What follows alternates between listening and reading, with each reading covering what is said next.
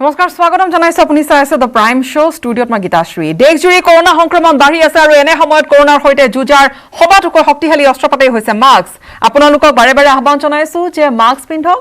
News 18 ইয়াকে লৈ mask পেহনো India নামেৰে অভিযানো আৰম্ভ কৰিছে আপুনি এই পণ লওক যে যেতিয়ালৈ কৰোনা থাকে তেতিয়ালৈ আপুনি মাস্ক নুখুলে মাস্ক ভালদৰে পিন্ধক কিন্তু মাস্ক ধেমালি নহয় বিস্তৃত খবৰলৈ আগবাঢ়িম কেইবাটাও গুৰুত্বপূৰ্ণ খবৰ আছে আজিৰ দিনটোত বিশেষকৈ ধুবুৰীৰ হেহতীয়া খবৰটোৰ সৈতে আৰম্ভ কৰিম য'ত ধুবুৰী সীমান্ত উপ আৰক্ষী অধীক্ষক যতীন দাসক গ্ৰেপ্তাৰ কৰা হৈছে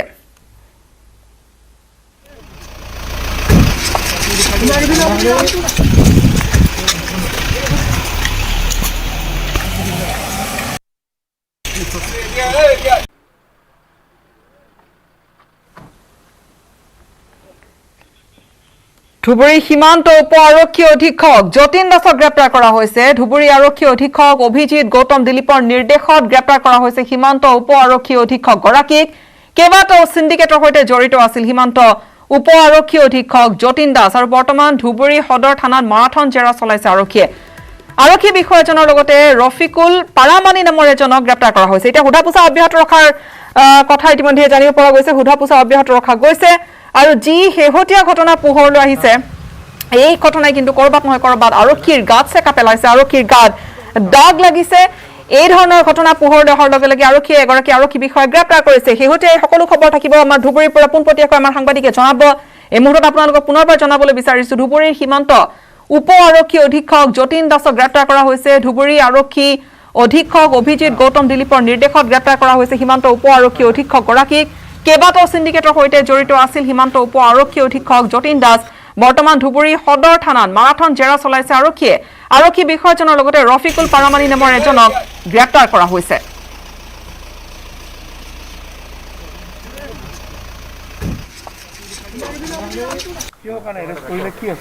যোৱাকালি আমি এটা ক্ৰেডিবল ইনফৰমেশ্যন পাইছোঁ কি আমাৰ যি ইয়াত ডিৱাইএছপি বৰ্ডাৰ চাৰ্ভিচেছ চৰকাৰে যতীন দাস তেওঁৰ ক্ৰিমিনেল এলিমেণ্ট লগত ঘনিষ্ঠ সম্পৰ্ক আছে এই কাৰণে আমি যোৱাকালি ৰাতি ডিষ্ট্ৰিক্টত বিভিন্ন জেগাত ৰেড কৰিছোঁ আৰু ৰেড কৰাৰ পিছত আমি কিছুমান জেগাত আনএকাউণ্টেড কেছ পাইছোঁ মই কৈ আছোঁ আৰু এটা তেখেতৰ লগত মানুহ আছে ৰফিকুল পাৰমানিক আলিয়াছ অপি তো তেখেতৰ ঘৰত আমি পাইছোঁ 4,21,000 আৰু যতীন দাস যি আছে তেখেতৰ ঘৰত পাইছোঁ আমি 57,000 আৰু আমি আৰু কিবা এভিডেন্স পাইছোঁ credible evidence so' based on the credible evidence আমি এটা কেছ ৰেজিষ্টাৰ কৰিছোঁ কেছ নম্বৰ আছে Dhubri PS case number 881/21 under section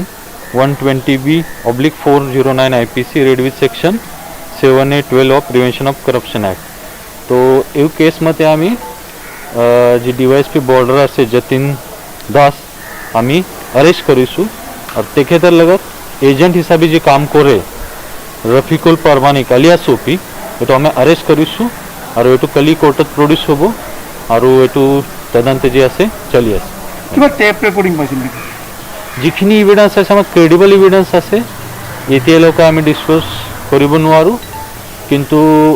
at the right time আপোনাক আমি জনাই দিম কেনেকুৱা ধৰণৰ ব্যৱসায়খিনি চলাই গৈছিলে কেনেকুৱা ধৰণৰ সিন্ডিকেট চলাই গৈছিল যিখিনি ইনফৰমেশ্যন আছে এতিয়া আমি তদন্ত কৰি আছোঁ ইণ্ট্ৰগেশ্যন কৰি আছোঁ যিখিনি ইনফৰমেশ্যন আছে ক্ৰেডিবলি আমি যি পাইছোঁ এইটো এট দ্য ৰাইট টাইম আমি আপোনাক ডিছক্ল'জ কৰিম ঠিক আছে ধন্যবাদ এগৰাকী আৰক্ষী বিষয়াক গ্ৰেপ্তাৰ কৰা হৈছে হুধাপোছা তেওঁক অব্যাহত ৰখা গৈছে এই বিষয়ে সবিশেষ জানিম সংযুক্ত হৈছো পুনে আমাৰ ধুবুৰীৰ পৰা আমাৰ সাংবাদিক জ্যোতিৰ্ময় চক্ৰৱৰ্তীৰ সৈতে জ্যোতিৰ্ময় শেহতীয়া খবৰ কি আছে আৰক্ষী এফালে ড্ৰাগ বিৰোধী অভিযান চলাই গৈছে য'ত আৰক্ষীয়ে যথেষ্ট প্ৰশংসা বুটলিছে ড্ৰাগছৰ বিৰুদ্ধে ক্ৰেকডাউন চলিছে কিন্তু আনহাতে ধুবুৰীৰ এই ঘটনা য'ত উপ আৰক্ষী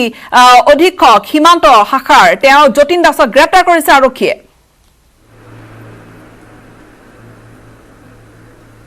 নিশ্চয়কৈ গীতাশ্ৰী ইয়াৰ কিন্তু আচলতে গুৰুত্বপূৰ্ণ কথা এইটো যে বিগত প্ৰায় এসপ্তাহ পূৰ্বে মুখ্যমন্ত্ৰী ছাগলীয়া সীমান্তলৈ আহিছিল ধুবুৰী সীমান্ত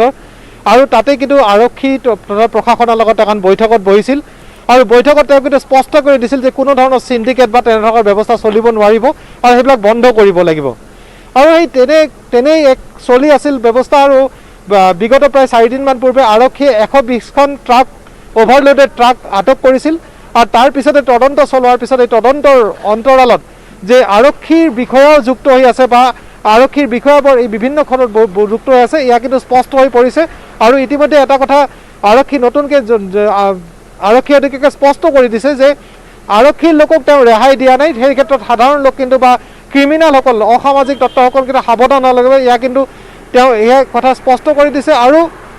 এই সমগ্ৰ ঘটনাই এটা কথা স্পষ্ট যে দীৰ্ঘদিনৰ পৰা অসমবংগ সীমান্তৰ পৰা বাংলাদেশলৈ যে পাথৰ কঢ়িওৱা যে এটা সিন্ডিকেট সক্ৰিয় হৈ আছিল আৰু সেই সক্ৰিয় সিন্ডিকেটক বন্ধ কৰিবলৈ আৰক্ষী অধীক্ষকৰ যে তৎপৰতা সেই তৎপৰতা কিন্তু যথেষ্ট গুৰুত্বপূৰ্ণ আজিৰ তাৰিখত জ্যোতিৰ্ময় এতিয়া এই বিষয়জনক ক'ত ৰখা হ'ব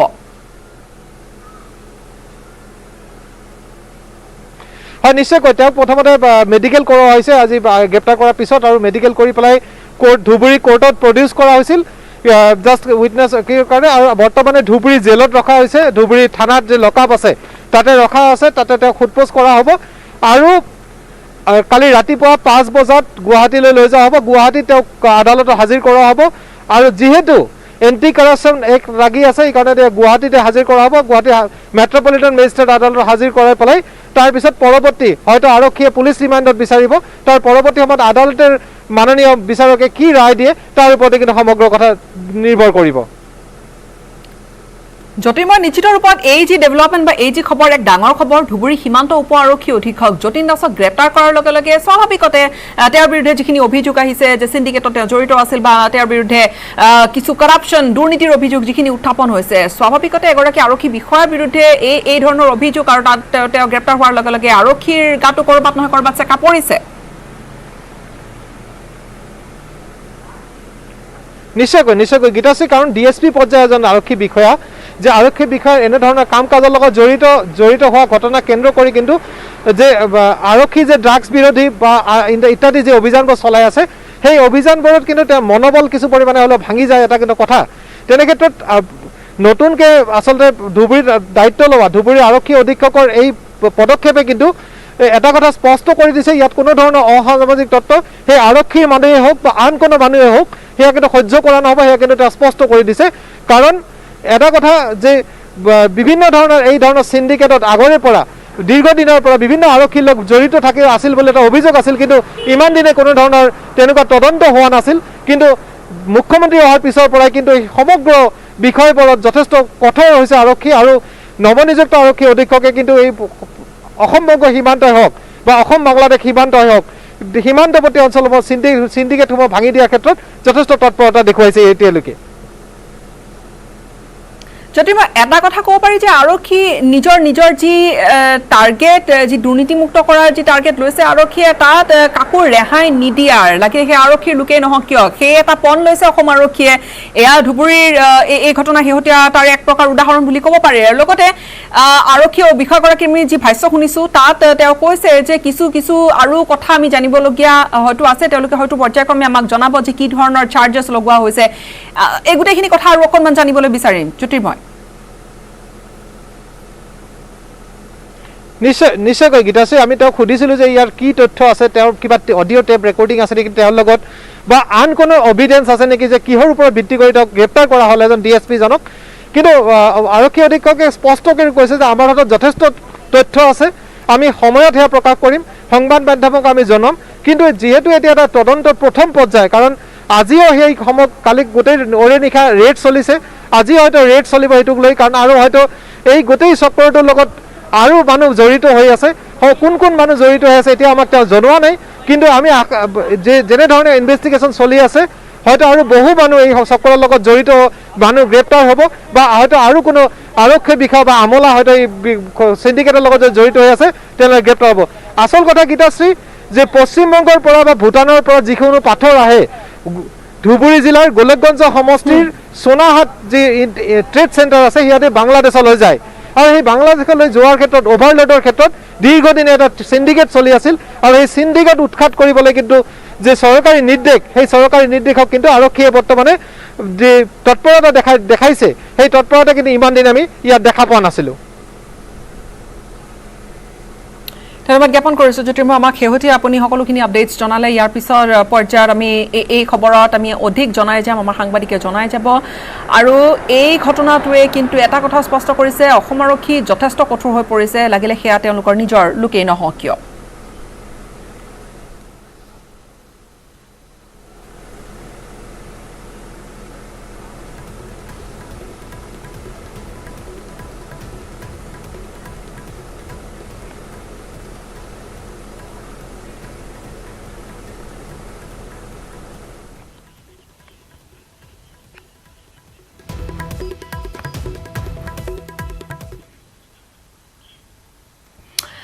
আৰু অসম আৰক্ষীৰ এই মুহূৰ্তত আন এক মিছন ড্ৰাগছ মুক্ত অসম ক্ৰেকডাউন চলিছে ড্ৰাগছ চক্ৰৰ বিৰুদ্ধে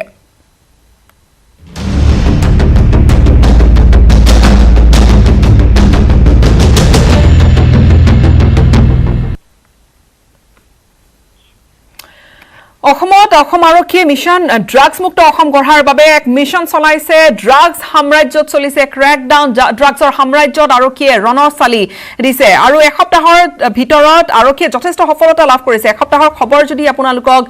জনাবলৈ বিচাৰো সেয়া গ্ৰাফিক্স আকাৰেও আমি টিভিৰ পৰ্দাত আপোনালোকক দাঙি ধৰিবলৈ যত্ন কৰিছো এসপ্তাহত জালত পৰিছে 223 জনকৈ লোক 223 জনৰ বিৰুদ্ধে ব্যৱস্থা লোৱা হৈছে জালত পৰিছে 223 জন ৰুজু কৰা হৈছে 120টাকৈ গোচৰ নগদ 10 লাখ আৰু অধিক টকা জব্দ কৰা হৈছে 10.5 লাখ টকা আৰক্ষীয়ে জব্দ কৰিবলৈ সক্ষম হৈছে এই ৰেডৰ সময়ছোৱাত এই অভিযান কালৰ সময়ছোৱাত উদ্ধাৰ কৰা সামগ্ৰীৰ ভিতৰত আছে হেৰোইন 2439 গ্ৰাম হেৰোইন জব্দ কৰা হৈছে গাঞ্জা জব্দ কৰা হৈছে 91 কিলোগ্ৰাম কফ সিৰাপ জব্দ কৰা হৈছে 17551টা বটল মেট টেবলেট জব্দ কৰা হৈছে 1,57,061টা মৰফিন জব্দ কৰা হৈছে 14.16 গ্ৰাম নগাঁও জিলাৰ খবৰ যদি আপোনালোকক জনাও নগাঁও জিলাত 36টা ড্ৰাগছ বিৰোধী ৰেড কৰা হৈছে আৰু সেই 36টাকৈ ড্ৰাগছ বিৰোধী ৰেডত গ্ৰেপ্তাৰ কৰা হৈছে 70 জনক ৰুজু কৰা হৈছে 37টাকৈ গোচৰ জব্দ হৈছে দুটা পিস্তল 9খনকৈ বাইক এখন 4চকীয়া বাহনো জব্দ কৰা হৈছে ইয়াৰ লগতে আন বিভিন্ন ঠাইত ড্ৰাগছ বিৰোধী অভিযান অব্যাহত ৰখা দেখা গৈছে জব্দ কৰা হৈছে নগাঁৱত এখন 4চকীয়া বাহনৰ লগতে 9খনকৈ বাইক ইফালে 2.5 লাখ টকা জব্দ কৰা হৈছে আৰু এই যি মিছন ড্ৰাগছ মুক্ত অসম ইয়াত 30 মেত গ্ৰেপ্তাৰ কৰা হৈছিল 35 জনক ৰুজু কৰা হৈছিল 20টাকৈ গোচৰ 29 মেত গ্ৰেপ্তাৰ কৰা হৈছে 59 জনক ৰুজু কৰা হৈছে 32টাকৈ গোচৰ 28 মেত 54 জনক গ্ৰেপ্তাৰ কৰা হৈছে 23টাকৈ গোচৰ ৰুজু কৰা হৈছে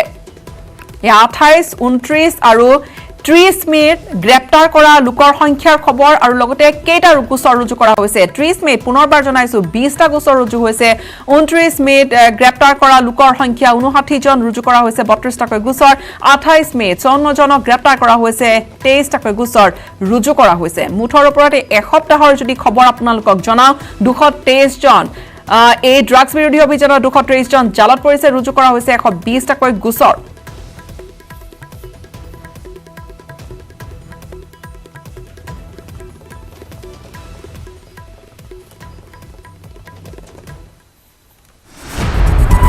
ড্ৰাগছ সাম্ৰাজ্যত আৰক্ষীৰ ৰণচালে জাল চপাই আনিছে আৰক্ষীয়ে দৈনিক গ্ৰেপ্তাৰ ইটোৰ পাছত সিটো মাফিয়া কাকপথাৰ বৰালি উভতা গাঁৱত হেৰোইন সহ গ্ৰেপ্তাৰ 5 যুৱক ধৃত সঞ্জীৱ সোণোৱাল বিবেকা সোণোৱাল বিপ্লৱ নেউগ মুমিন মৰাণ আৰু মনোজ মৰাণ গোপন সূত্ৰৰ পঞ্জেদি কাকপথাৰ উভতা গাঁৱৰ পৰা 5জন ড্ৰাগছ পেডলাৰক কৰায়ত্ব কৰা হৈছে তথা তেওঁলোকৰ হাতৰ পৰা 12.40 গ্ৰাম সন্দেহযুক্ত মানে সাসপেক্টেড ব্ৰাউন সুগাৰ জব্দ কৰা হৈছে আৰু এই সংক্ৰান্তত এটা গোচৰ ৰুজু কৰা হৈছে লখিমপুৰৰ দৌলতপুৰত ৰাইজৰ জালত পৰিল 4টা ড্ৰাগছ বেপাৰী ধৃত আমিৰ আলী আইনুল হক সুলেমান ৰহমান আৰু নুৰুদ্দিন জব্দ কৰা হৈছে সন্দেহযুক্ত হেৰোইন ভৰ্তি 16টা কণ্টেইনাৰ পুনৰ কমলপুৰ আৰক্ষীৰ জালত 2টা ড্ৰাগছৰ বেপাৰী ধৃত বোৰকাৰ ময়দুল আৰু হাজুৰ ময়দুল আৰক্ষীয়ে দুয়োটাৰ পৰা জব্দ কৰে বুজন পৰিমাণৰ ড্ৰাগছ খালী কণ্টেইনাৰৰ লগতে 2টা মোবাইল ফোন নগাঁও জিলাত নৱনিযুক্ত আৰক্ষী অধীক্ষক আনন্দ মিশ্ৰৰ নেতৃত্বত অব্যাহত ড্ৰাগছ বিৰোধী অভিযান দেওবাৰে নিশা জুগীয়া আৰক্ষীৰ অভিযানত জামুগুৰি গাঁৱত বুজন পৰিমাণৰ ব্ৰাউন চুগাৰ সহ জালত পৰিল হবিবুৰ ৰহমান নামৰ ড্ৰাগছ সৰবৰাহকাৰীটো শিৱসাগৰত মহিলাসহ জালত 3টা ড্ৰাগছ সৰবৰাহকাৰী ধৃত ড্ৰাগছ সৰবৰাহকাৰী জিম্পি ওৰফে মুস্তাক আহমেদে দীৰ্ঘদিনে চলাই আহিছিল ড্ৰাগছৰ মুকলি বেহা আৰক্ষীয়ে গ্ৰেপ্তাৰ কৰে 2 ড্ৰাগছ আসক্ত যুৱকক ড্ৰাগছৰ সমান্তৰালকৈ নিষিদ্ধ জোৱাৰ বিৰুদ্ধেও তৎপৰতা অৱলম্বন কৰিছে আৰক্ষীয়ে দৰং জিলাৰ শ্যামপুৰ আৰক্ষীয়ে গ্ৰেপ্তাৰ কৰিলে 2 জোৱাৰীক ধৃত জোৱাৰী আব্বাছ আলী আৰু কেৰামত আলী জোৱাৰী দুটাৰ পৰা জব্দ নগদ 11,500 টকা 2খন বাইক আৰু 2টা mobile phone bureau report news 18 Assam north east আৰু ড্ৰাগছ বিৰোধী অভিযানৰ যদি কথা কোৱা যায় নগাঁৱত আমি ইতিমধ্যে জনাইছো যে নগাঁৱত ভালেখিনি ৰেড কৰা গৈছে বিভিন্ন ঠাইত নগাঁৱত ৰেড কৰিছে আৰু এই অনুযায়ী বহুকেইজনক গ্ৰেপ্তাৰ কৰা হৈছে নগাঁৱৰ বিশেষকৈ নগাঁৱৰ খবৰ যদি জনাওঁ ৩৬টাকৈ ড্ৰাগছ বিৰোধী ৰেড কৰিছে আৰু গ্ৰেপ্তাৰ কৰা হৈছে ৭০ জনক ৰুজু কৰা হৈছে ৩৭টাকৈ গোচৰ জব্দ কৰা হৈছে 2টাকৈ পিষ্টল 9খন বাইক এখন 4চকীয়া বাহন জব্দ কৰা হৈছে উদ্ধাৰ কৰা হৈছে 2.5 লাখ টকা নগদ হিচাপত কিন্তু নগাঁও আৰক্ষী থমকি ৰোৱা নাই নগাঁও আৰক্ষীয়ে এই অভিযান অব্যাহত ৰাখিছে হয় এইটো অভিযান মানে আমি বহুত দিন ধরে এটা অভিযান চলি আছে তো এইটো এটা এই কদমনি আছে জুৰিয়াত তো এই যে কদমনি টাউন আছে বেপাৰী বস্তিও কয় তো সেই জায়গার কাফি এইটো অ্যাক্টিভ হয় এইটো ক্রিমিনালি অ্যাক্টিভ বেল্ট তাত একটা গ্রুপ আছে যে কন্টিনিউয়াসলি যেটো পুরা সেই এরিয়াত ড্ৰাগসৰ যেটো ডিলিং আছে তাত প্ৰমুখতা লৈছে তাৰ লগত মৌকা পালে ডকাইতিও তাত থাকে আমাৰ ৰেকৰ্ডছ আছে 3-4 দিন আগতে যে মানুহ লগত আজি ঘটনা হ'ল তাত ভাই একটা দাদা আছে তাকো ধৰা হৈছিলে এই 4-5 জনৰ গ্ৰুপ আছে যেনে ডকাইতি স্নাচিং এই সব টাইপৰ এই সব কাম কৰি থাকে তো আজি যেতিয়া আমি গম পালো কি এই মানুহ আছে আৰু তাৰ লগত এইটো আৰ্মড আছে আৰু এটা প্ল্যানিংত আছে কোনো এটা বস্তু কৰাৰ তো এই যেতিয়া গম পোৱাৰ পিছতে আমাৰ এটা টিম দল এটা গঠন কৰা হ'ল আমাৰ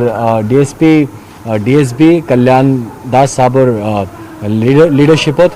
আৰু লিডাৰশ্বিপত যেতিয়া তাত পৌঁছালে তো এই ঘৰ দিয়া ওলাই চিধা তাক মাতা হ'ল ওলাই চিধা বন্দুক লৈ ওলালে আৰু আমাৰ টিমৰ ওপৰত ফায়াৰ কৰিলে ফায়াৰ কৰাত এইটো মিছফায়াৰ হৈছে বা যে হৈছে বন্দুকটো তো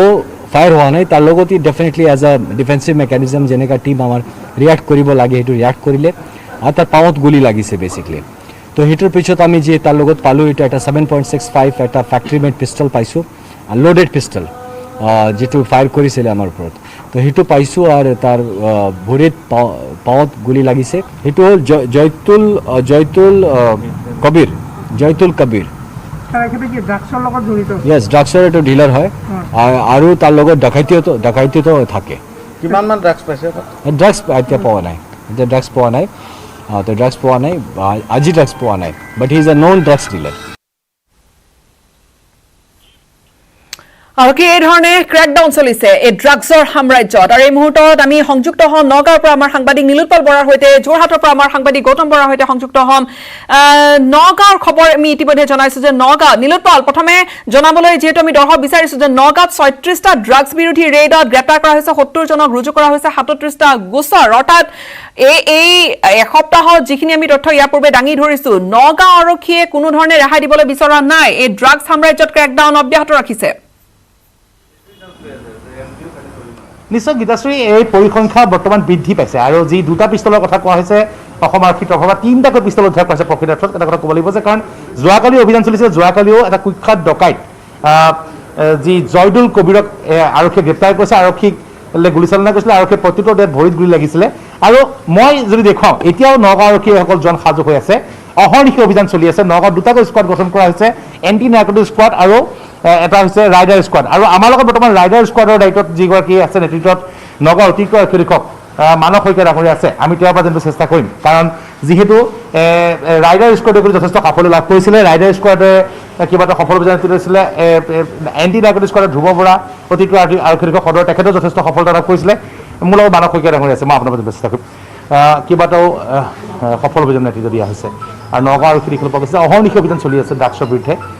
যদিও বা পৰিসংখ্যা আজি ৭০ জন কোৱা হৈছে তাতকৈ বেছি বৃদ্ধি পাইছে পিষ্টল 2টা বুলি কোৱা হৈছে 3টাকৈ আপোনালোকে উদ্ধাৰ কৰিছে ইয়াৰ 2টা বিদেশত নিৰ্মিত পিষ্টল এটা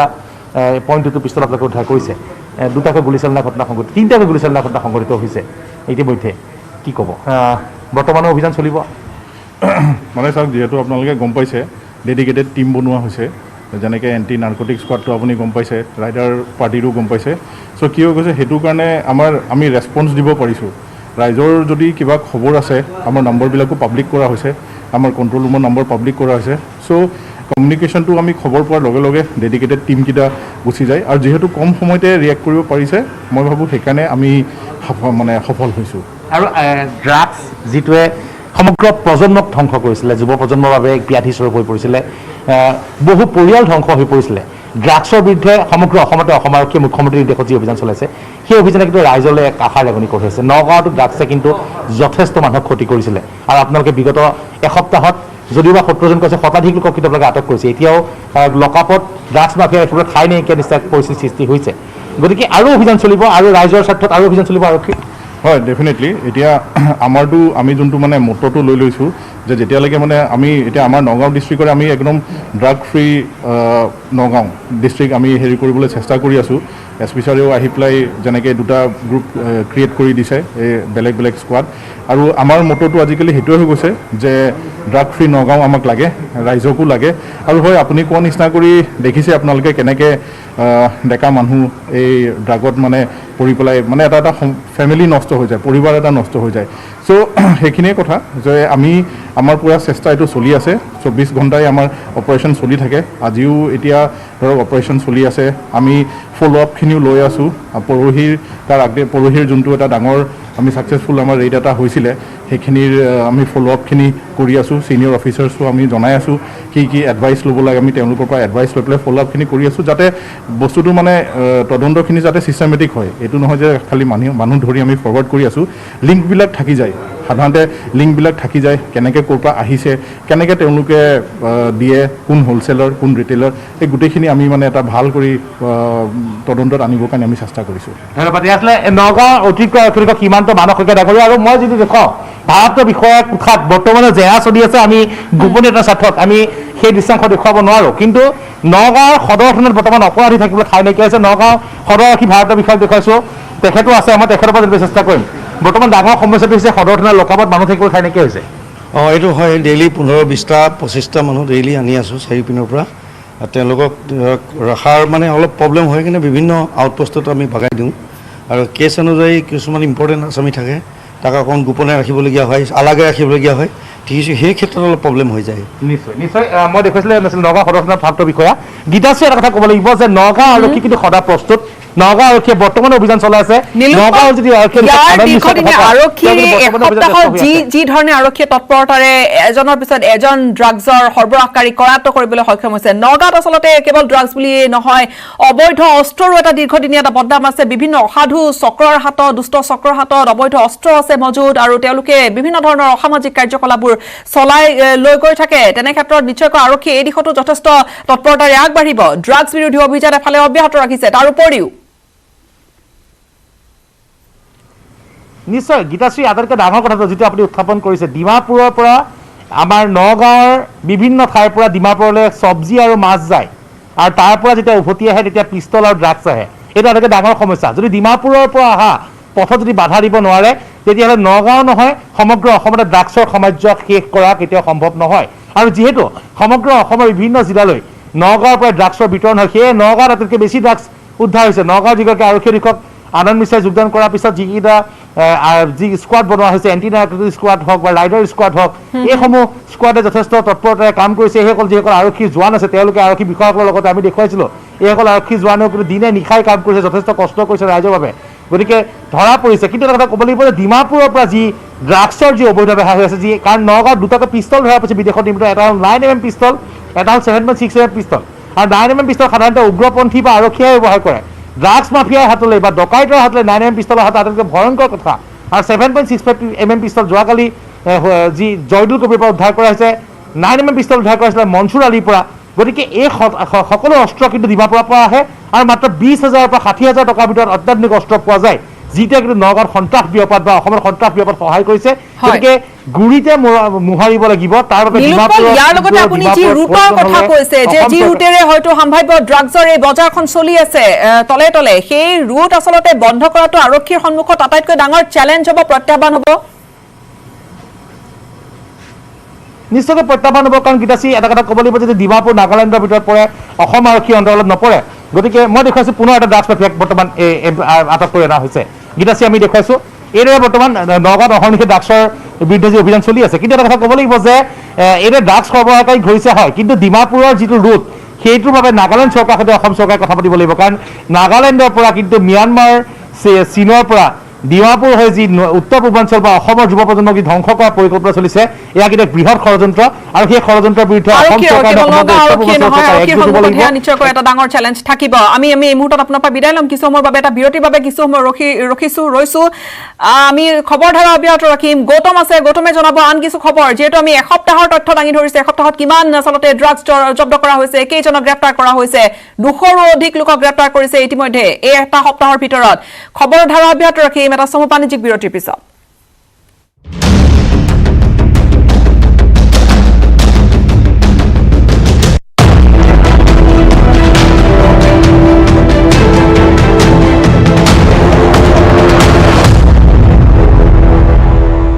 ले आइए उकाया होम इन्वर्टर बैटरी इसकी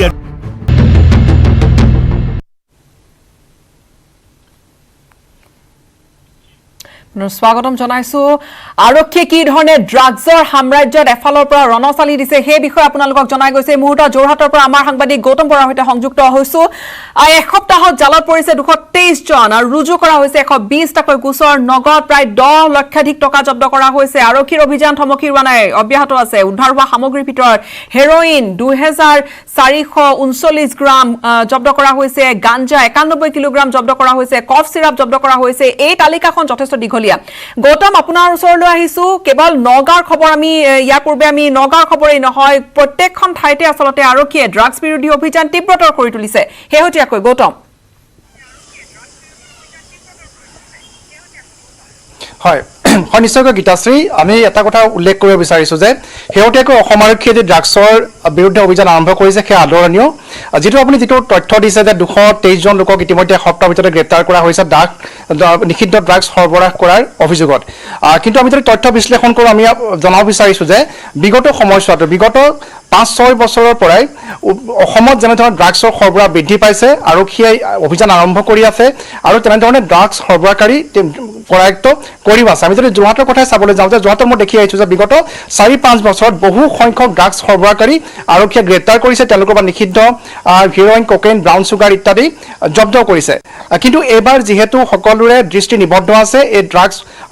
বিৰুদ্ধে যি অভিযান চলাইছে তাৰ বাবে সমগ্ৰ অসমৰ তথ্যসমূহ একত্ৰিত কৰাৰ ফলতে এই বৃহৎ অংকটো আমি দেখিবলৈ পাইছোঁ কিন্তু গীতাশ্ৰী মূল যিটো বিষয় এতিয়ালৈকে আৰক্ষী কোনো উচ্চপদস্থ বিষয়াৰ তৰফৰ পৰা সেইটো উল্লেখ কৰা আমি দেখিবলৈ পোৱা নাই সেইটো হৈছে যে এই ড্ৰাগছৰ ব্যৱসায় যদি অসমত বন্ধ কৰিব লাগে যুৱ প্ৰজন্মক বচাব লাগে তেনেহ'লে শিপাৰ পৰাই এই সমগ্ৰ ব্যৱসায়টো আমি উঘালি পেলাব লাগিব কিন্তু এই ক্ষেত্ৰত কিন্তু আৰক্ষী ৰহস্যজনকভাৱে মৌনতা অৱলম্বন কৰা আমি দেখিবলৈ পাই আহিছোঁ তাৰ কাৰণটো এইটোৱে গীতাশ্ৰী যে বিগত 4-5 বছৰত মই যেতিয়া ড্ৰাগছ সৰবৰাহকাৰী সন্দৰ্ভত বাতৰি পৰিৱেশন কৰিছোঁ নিউজ 18তে বহুকেইটা বাতৰি আমি প্ৰতিবেদন সম্প্ৰচাৰ কৰিছোঁ তাত ড্ৰাগছ সৰবৰাহকাৰী বা ড্ৰাগছ এডিক্টেড যিসমূহ লোক আছে তেওঁলোকৰ পৰা মই ইণ্টাৰভিউ লৈছোঁ তেতিয়া জানিব পাৰিছোঁ যে এই ড্ৰাগছ সৰবৰাহকাৰীৰ লগত আমি যাক মাফিয়া নাম দিওঁ দৰাচলতে কোনো মাফিয়া হয়তো অসমত নাই ড্ৰাগছৰ সেই মাফিয়াসকল আছে নাগালেণ্ডত আৰু নাগালেণ্ডৰ ক্ষেত্ৰত কিন্তু ৰহস্যজনকভাৱে অসম আৰক্ষী মৌন কিয়নো কেইদিনমান পূৰ্বে যোৰহাটত উজনি অসমত ড্ৰাগছৰ সাম্ৰাজ্য মেলা বুবু কোঁৱৰ নামৰ কুখ্যাত অপৰাধীজনক যোৰহাট আৰক্ষীয়ে গ্ৰেপ্তাৰ কৰিছিলে আৰু তেওঁৰ হাতৰ পৰা বৃহৎ পৰিমাণৰ নিষিদ্ধ সন্দেহজনক ব্ৰাউন চুগাৰ আৰক্ষীয়ে জব্দ কৰিছিলে আৰু তেওঁক গ্ৰেপ্তাৰ কৰি ইতিমধ্যে জেল হাজতলৈ প্ৰেৰণ কৰিছে আৰু আপুনি যে উল্লেখ কৰিছে 223 গৰাকী ড্ৰাগছ সৰবৰাহকাৰী গ্ৰেপ্তাৰ হৈছে যদিহে তথ্য বিশ্লেষণ কৰিছে আমি নিশ্চিত যে তাৰ অধিকাংশ ইয়াৰ পূৰ্বেও আৰক্ষী জালত পৰিছে অৰ্থাৎ যিসকল ড্ৰাগছ সৰবৰাহ কৰি ড্ৰাগছ পেডলাৰ আৰক্ষী হাতত গ্ৰেপ্তাৰ বৰণ কৰে তেওঁলোকে আইনৰ সুৰুঙাৰে 3 মাহৰ পিছত জেলৰ পৰা ওলাই আহে আৰু তেওঁলোক নিজে একজন ড্ৰাগ এডিক্টেড হয় তেওঁলোকে নিজে ড্ৰাগছ গ্ৰহণ কৰে আৰু ড্ৰাগছৰ ব্যৱসায় কৰে তাৰপিছত আকৌ সেই একে কামতে হাত দিয়ে এই কথাটো এটা আৰক্ষীৰ সন্মুখতে হওক বা এই গোটেই চিষ্টেমটো সলনি কৰিবলৈ এটা ডাঙৰ চেলেঞ্জ হয় নিশ্চয় গীতাশ্ৰী যেতিয়া আৰক্ষীয়ে গ্ৰেপ্তাৰ কৰে আৰু যিহেতু ড্ৰাগছ সৰবৰাহকাৰীৰ ক্ষেত্ৰত যেনেধৰণৰ চাৰ্জশ্বিট দিব লাগে যিকোনো যি প্ৰক্ৰিয়াৰে যাব লাগে আমি সকলোৱে দৃষ্টি নিবদ্ধ ৰাখোঁ সংবাদ মাধ্যমত দৃষ্টি নিবদ্ধ ৰাখোঁ যে তেনে এজন লোকক ড্ৰাগছসহ গ্ৰেপ্তাৰ কৰিছে তাৰ পিছত সেই লোকজনৰ কি হয় কিন্তু পুনৰ সেইটো সন্দৰ্ভত খবৰ নাৰাখে আমি দেখিবলৈ পাইছোঁ যে মই নিজে সংবাদ পৰিৱেশন কৰোঁতে আমি যেতিয়া দেখোঁ যে 2 বছৰ পূৰ্বে যিজন লোকক আৰক্ষীয়ে গ্ৰেপ্তাৰ কৰিছিলে এই বছৰ সেইজন লোকে গ্ৰেপ্তাৰ হৈছে তেওঁ হাতৰ পৰা ড্ৰাগছ জব্দ কৰিছে কিন্তু মূল কথাটো হৈছে যে সকলো এই সমগ্ৰ ব্যৱসায়টো নিয়ন্ত্ৰণ হৈ আছে নাগালেণ্ডৰ পৰা যি ম্যানমাৰ সীমান্ত আছে সেই ম্যানমাৰ সীমান্তৰ পৰা কিন্তু দেশত যিহেতু গৃহ বিভাগৰ অধীনত নাৰ্কটিক্স কণ্ট্ৰল ব্যুৰো আছে কিন্তু ৰহস্যজনকভাৱে অসমত থকা নগাঁও যোৰহাটৰ শিৱসাগৰ তিনিচুকীয়া ইত্যাদি ডিব্ৰুগড়ত থকা যিসমূহ ড্ৰাগছ ব্যৱসায়ী সেই ড্ৰাগছ ব্যৱসায়ীসমূহ আৰক্ষীয়ে কৰায়ত্ব কৰিছে হয় কিন্তু তাৰ শিপাডাল অৰ্থাৎ যিসকল ড্ৰাগছ মাফিয়াই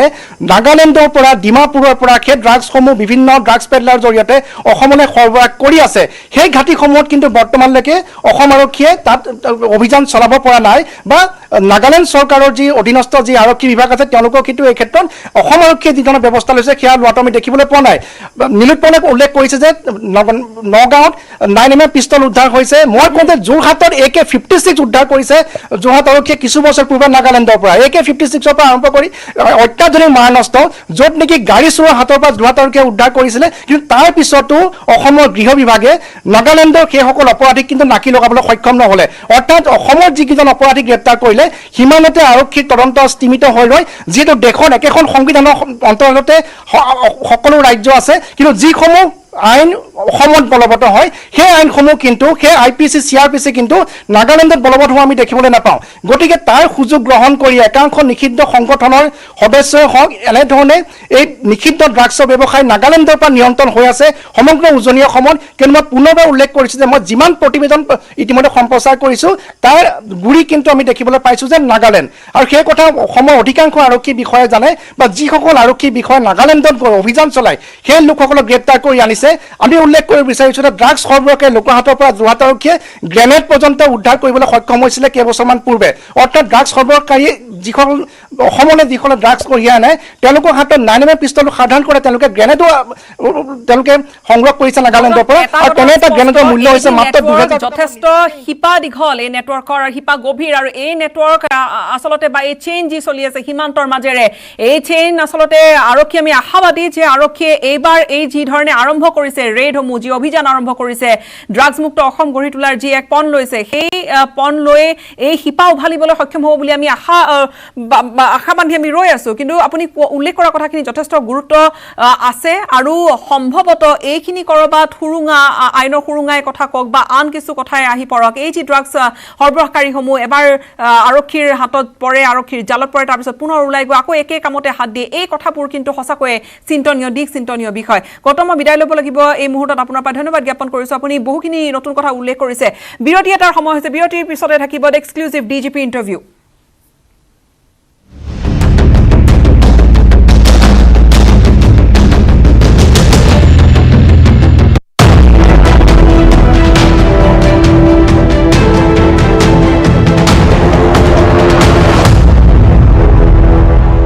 গম পালো এসপ্তাহ আৰক্ষীয়ে যথেষ্ট তৎপৰতাৰে আৰম্ভ কৰিছে ড্ৰাগছ বিৰোধী অভিযান কিন্তু এই গোটেই অভিযান সন্দৰ্ভত আৰু কি ধৰণৰ পৰিকল্পনা হাতত লৈছে অসম আৰক্ষীয়ে গোটেইখিনি সন্দৰ্ভত নিউজ 18 অসম নৰ্থ ইষ্টৰ আগত এক্সক্লুচিভ ইণ্টাৰভিউ অসম আৰক্ষী সঞ্চালক প্ৰধানৰ আমাৰ জ্যেষ্ঠ সাংবাদিক ঋত্বিক কৌশিকৰ সৈতে হোৱা এক্সক্লুচিভ সাক্ষাৎকাৰ এই মুহূৰ্তত আগবঢ়াম ৰাজ্যজুৰি এতিয়া অসম আৰক্ষীৰ ড্ৰাগছ আৰু নিষিদ্ধ যি দ্ৰব্য আছে তাৰ বিৰুদ্ধে ধাৰাবাহিক যি অভিযান চলি আছে ধুবুৰীৰ পৰা শদিয়ালৈকে অসম আৰক্ষীয়ে প্ৰত্যেক দিনাই ড্ৰাগছ পেডলাৰ হওক ড্ৰাগছ উদ্ধাৰ কৰি আছে আৰু এই সমগ্ৰ বিষয় কেনেধৰণে তেওঁলোকে পৰিকল্পনা কৰিছে আৰু এক্সিকিউট কৰিছে তাৰ কথা আমি জানিব পাৰিম আমাৰ লগত উপস্থিত আছে অসম আৰক্ষীৰ সঞ্চালক প্ৰধান ভাস্কৰজ্যোতি মহন্ত ডাঙৰীয়া সঞ্চালক প্ৰধান মহোদয় প্ৰথমতে আপোনাৰ পৰা জানিব বিচাৰিম এই গোটেই অভিযানটো আপোনালোকে কেনেধৰণে পৰিকল্পনা কৰিছে আৰু বিশেষকৈ দেখা যায় যে এটা পইণ্টত গৈ যিখিনি অসমলৈ আহে ড্ৰাগছ তাৰ পিছত পোৱা নাযায়গৈ তেওঁলোকৰ ট্ৰেছ তো এই ক্ষেত্ৰত একেবাৰে উৎখাত কৰিবলৈ শিপা কেনেধৰণে পৰিকল্পনা কৰিছে এইটো একচুৱেলি ড্ৰাগ বিৰোধী অভিযানটোত কেইবাটাও ইয়াত কম্পনেণ্ট থাকে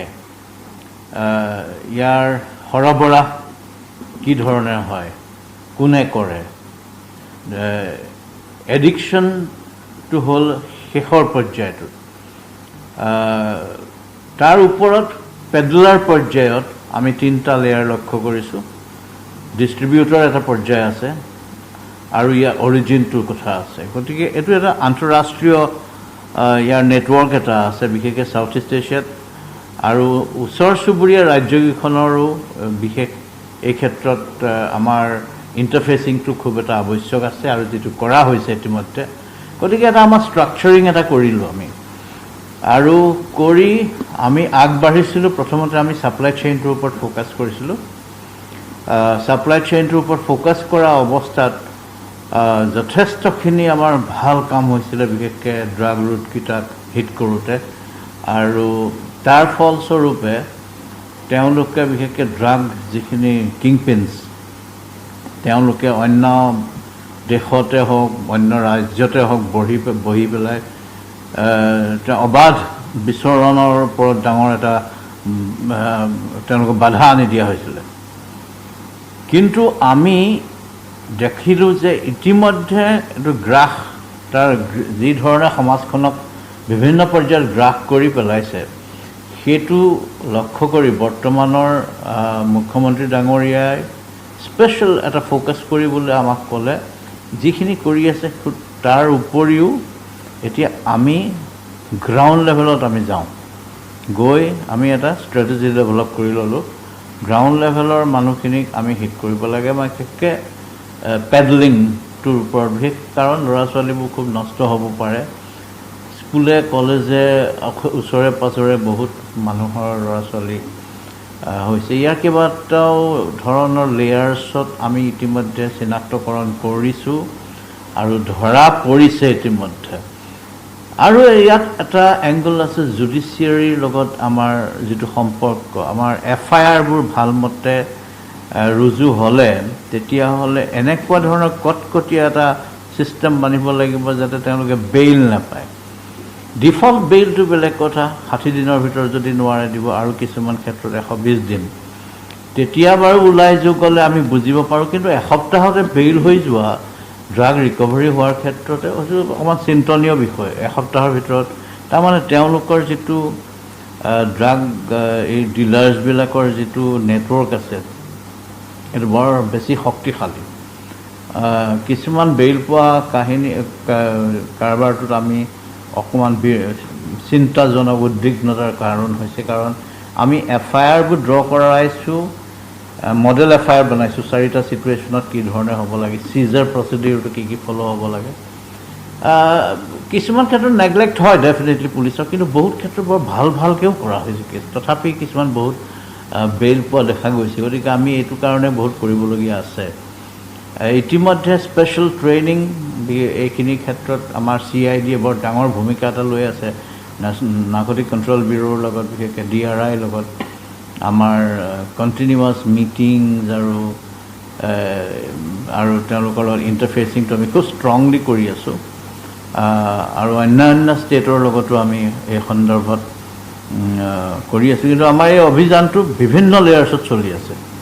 এইটো লেয়াৰ হৈছে একেবাৰে মাটিত যিটো সমস্যা হৈছে সেইটো আমি হিট কৰিবলৈ এতিয়া বৰ্তমান চিৰিয়াছলি হিট কৰি আছোঁ কিন্তু লগে লগে আমি মজুতকাৰী আৰু মিড লেভেলৰ ডিষ্ট্ৰিবিউটৰ এইখিনিৰ কাৰণেও চকু ৰাখি আছোঁ আৰু নাৰ্কো টেৰৰ এংগুলটাও ইয়াত থকা বুলি আমি গম পাইছোঁ কিন্তু অসমত নাৰ্কো টেৰৰটোৱে আত্মপ্ৰকাশ কৰি অহা নাই নাৰ্কো টেৰৰৰ কনচিকুৱেঞ্চেছবিলাক অসমত দেখা গৈছে গতিকে নাৰ্কো টেৰৰটো বন্ধ কৰিবৰ কাৰণে আমি যিখিনি কাম কৰিব লাগে অসমৰ বাহিৰতে হওক বিশেষকৈ সেইটো চাইছোঁ আৰু ক'ৰবাত অসমতো আনকি তেনেকুৱা ধৰণৰ দেখা গৈছে যে পপি কাল্টিভেশ্যন বিশেষকৈ কানি খেতিৰ অপিয়েট ডিৰাইভেটিভ যিকেইটা বস্তু বিশেষকৈ কোডেইন আৰু মৰ্ফিন ডিৰাইভেটিভছ তাৰ পৰাইতো এইবোৰ বনে ড্ৰাগছবিলাক কিন্তু মেথামফেটামিনটোৰ কাৰণে যিখিনি তাৰ ইনগ্ৰেডিয়েণ্ট আৱশ্যক হয় তাৰে কিছুমান ক'ৰবাৰ পৰা আহে অসমৰ পৰা যায় নেকি সেইটো এক্সামিন কৰিবলগীয়া হৈছে মিজোৰামত ঠিক বৰ্ডাৰত ম্যানমাৰত কেইবাটাও ফেক্টৰী আছে বুলি আমি গম পাইছোঁ আৰু মণিপুৰ বৰ্ডাৰ বিশেষকৈ ম্যানমাৰ ছাইডে বহুত মজুতকাৰী জেগা আছে আৰু ক'ৰবাত আমাৰ বিশেষ খবৰ আছে, সেইখিনিৰ ওপৰতো আমি চকু ৰাখি আছোঁ। আৰু সেয়া আছিল ডিজিপিৰ এক্সক্লুচিভ ইণ্টাৰভিউ। আৰু তেওঁ বহুখিনি কথা উল্লেখ কৰিছে, ক'ত কি ধৰণে আৰক্ষীয়ে প্লেনিং কৰিছে সেইখিনি কথা তেওঁ উল্লেখ কৰিছে। এই খবৰধাৰা আমি অব্যাহত ৰাখিম সময়খিনিতে আন এটা চমু বাণিজ্যিক বিৰতিৰ।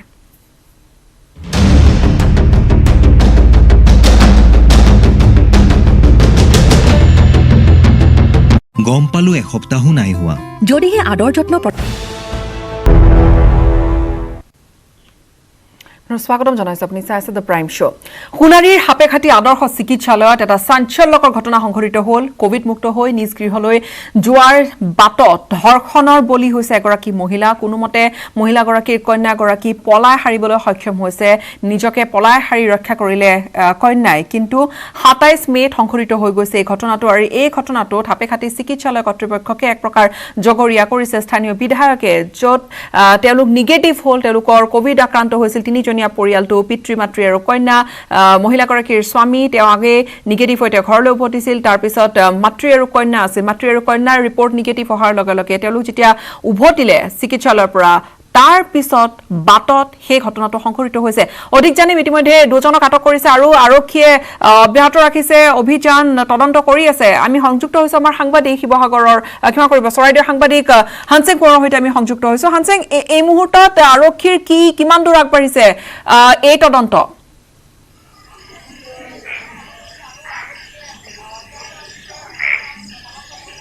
হয় গীতাশ্ৰী, এটা কথা ক'ব লাগিব যে যি হৃদয় বিদাৰক আচলতে ঘটনা সংঘটিত হৈছে, মানৱ সমাজক লজ্জানত কৰা এটা ঘটনা সংঘটিত হৈছে। 17 মে'ৰ ঘটনা, বৃহস্পতিবাৰৰ দিনাখন, যেতিয়া এগৰাকী মাতৃ আৰু এগৰাকী কন্যা আচলতে দুয়োকে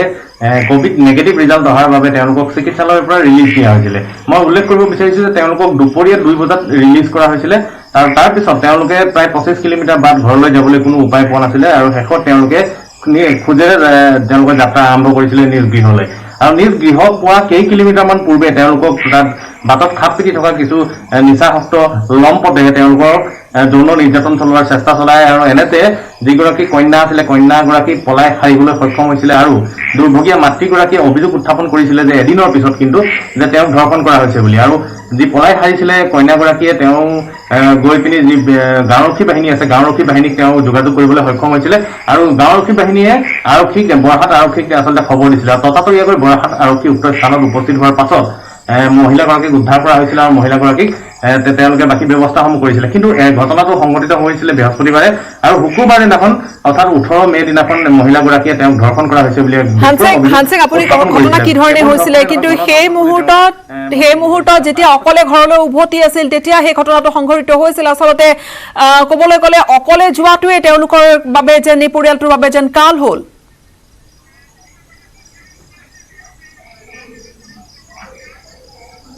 হয়, এটা কথা উল্লেখ কৰিব লাগিব গীতাশ্ৰী, যে ঘাই পথেৰে তেওঁলোকে গৈ আছিলে নিজৰ ঘৰলৈ। আৰু ঘাই পথেৰে আচলতে কি মহিলাক যোৱাটো হেৰি হৈ পৰিছে নেকি, তেনেধৰণৰ এটা প্ৰশ্ন উত্থাপিত হৈছে। ঘাই পথেৰে ঘৰলৈ যোৱাৰ অৱস্থাতে এটা ব্যস্তপূৰ্ণ আচলতে ৰাস্তা সেইটো, কিন্তু যিহেতু এতিয়া লকডাউন চলি আছে বা হয়, তেনেতে আচলতে এই যিসমূহ লম্পট আছে, আচলতে এটা কথা ইয়াত উল্লেখ কৰিব লাগিব যে এইটো প্ৰমাণিত হৈছে, যদিও লকডাউন চলি আছে কিন্তু কিছু লোক অনাই বনাই ঘূৰি আছে আৰু অসৎ চৰিতাৰ্থ পূৰণ কৰিবৰ বাবে তেওঁলোকে খাপ পিটি থকা এই ঘটনাটো আচলতে পোহৰলৈ আনিছে। কিন্তু এটা কথা ক'ব লাগিব, চৰাইদেউ আৰক্ষীয়ে তৎপৰতাৰে কেৱল 2 দিন বা 3 দিনৰ ভিতৰতে তেওঁলোকে দোষীক কৰায়ত্ব কৰিছে আৰু দৃষ্টান্তমূলক শাস্তি দিয়াৰ বাবে তেওঁলোকে যাৱতীয় ব্যৱস্থা অৱলম্বন কৰিছে বুলি আমাক চৰাইদেউ জিলাৰ আৰক্ষী অধীক্ষক সুধাকৰ সিঙে আমাক জানিবলৈ দিছে। কিন্তু ইয়াতে আচলতে কথাটো শেষ নহয়। নাৰীক বিভিন্ন ক্ষেত্ৰত আমি কওঁ, নাৰী সবলীকৰণৰ কথা কওঁ বা অন্যান্য কথা কওঁ, কিন্তু নাৰীক আচলতে সুৰক্ষা দিব পৰাটোহে মূল কথা। আৰু যি মানসিকতা মানুহৰ, সেই মানসিকতা আচলতে এনেধৰণৰ ইমান নিকৃষ্ট আচলতে হ'ব নালাগে বুলি বহুতে কৈছে। আৰু সেয়েহে আচলতে নাৰীক আমি সন্মান জনাবলৈ হ'লে এনেধৰণৰ মানসিকতা পৰিহাৰ কৰিব লাগিব আৰু এনে দোষীক আমি কঠোৰৰ পৰা কঠোৰ শাস্তি প্ৰদান কৰিব লাগিব গীতাশ্ৰী। আৰু যিহেতু তেওঁলোক আচলতে চিকিৎসালয়ৰ পৰা গৈ আছিলে, আচলতে সেইবাবে আচলতে গোটেই সমগ্ৰ ঘটনাটো এক হৃদয় বিদাৰক ঘটনা, মানৱ সমাজক এক লজ্জানত কৰা ঘটনা হিচাপে পৰিগণিত হৈছে। কিন্তু আৰু এটা কথা এইডোখৰতে উল্লেখ কৰি থোৱাৰ প্ৰয়োজন আছে যে যিটো আচলতে মেডিকেল পৰীক্ষা কৰা হয়, টেষ্ট কৰা হয়, সেই মেডিকেল পৰীক্ষাৰ আচলতে ৰিপৰ্ট এই পৰ্যন্ত আহি পোৱা নাই আচলতে ধৰ্ষণ হৈছিলে নে নাই হোৱা। যিহেতু ভুক্তভোগীয়ে কৈছে ধৰ্ষণ হৈছে বুলি, কিন্তু মেডিকেলি যিটো প্ৰমাণ হ'ব লাগে, তথ্যভিত্তিক যিটো প্ৰমাণ হ'ব লাগে, সেই প্ৰমাণ আচলতে ডিব্ৰুগড়ৰ পৰা যেতিয়া সেই ৰিপৰ্ট আহিব, সেই ৰিপৰ্ট অহাৰ পিছতহে আচলতে নিশ্চিত কৰিব পৰা যাব যে ধৰ্ষণ হৈছিলে হৈছিলে নে আৰু কেনে পৰ্যায়ত হৈছিলে আৰক্ষী তদন্ত আন এক দিশত আগবাঢ়িব কিন্তু আৰক্ষী তদন্ত যিহেতু আগ্ৰহ বুলি কৈছে আৰু কিমানজনক আৰক্ষীয়ে বিচাৰি আছে হানসিং